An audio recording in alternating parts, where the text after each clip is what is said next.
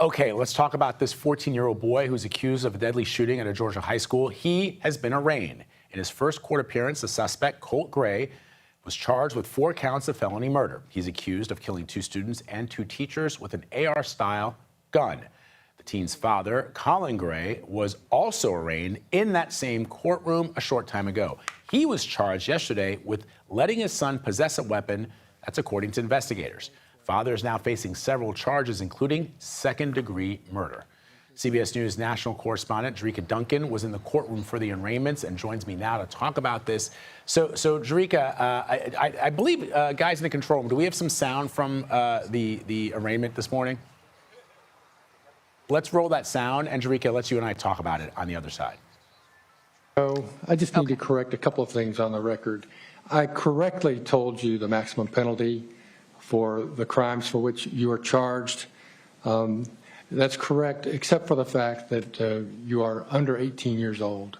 So I wanted to inform you and make it clear to you that the penalty for the crimes for which you are charged does not include death.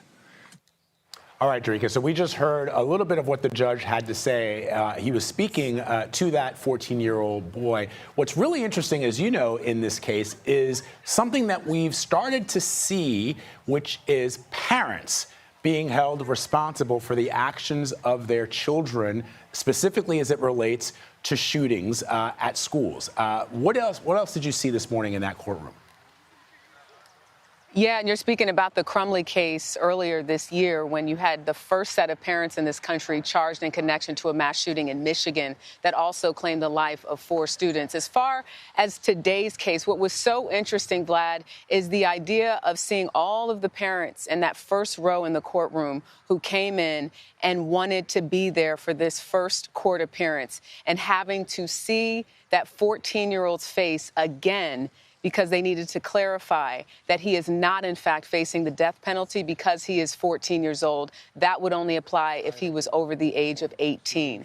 So definitely tough for those parents who I watched. Some were crying, some were holding each other. A few of them had shades on, as you can imagine, just still very stricken with grief and overcome with emotion, and having to sit there and look at the person that is believed to be responsible for the killing of their children, of those 2 teachers, was incredibly difficult. I talked to a couple of those family members as they came out. They didn't have any comment, but it was a bizarre moment. I've never seen anything like that, when it's already painful enough to see the face of someone accused of killing 4 people, to have to come back and see them again. But again, another moment, if you will, because you're talking about a father who we now know gave a gun to his son after the investigators came to the house inquiring about the possibility of his then 13-year-old son wanting to commit a school shooting.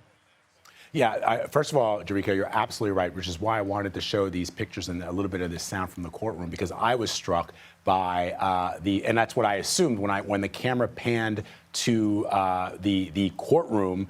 I looked and I saw people holding their hands, people wearing sunglasses, presumably because there are tears in their eyes.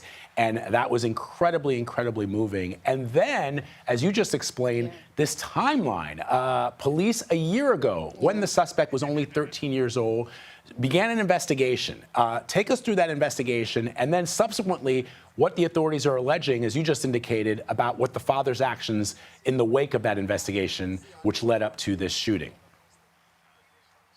You know, Vlad, one thing that stands out, and we've heard time and time again, if you see something, say something. So this was a case where people from California, from Australia, reached out to authorities. They then sent that information to the county. The county went to the home in May of 2023 to ask the family questions about possible messages sent on Discord regarding a school shooting. The young man, 13 years old at the time, denied it. The father admitted that there were guns in the house, but he said, we keep them secure, we keep them locked up. and they went about their way because no crime had honestly been committed at that point in time. And that's the tough part about a lot of these types of stories, even when we hear people say, oh, he mentioned something about, or she said she was going to do such and such. But at the end of the day, until the crime is committed, it's really hard for authorities to get in there and arrest anyone. Of course, we've talked about red flag laws to help prevent things from happening. But it's just so unfortunate that there was sort of a peek into what was to come, but who would have ever known for sure and with certainty that would be what we're here talking about today, the death of 4 people at Appalachia High School.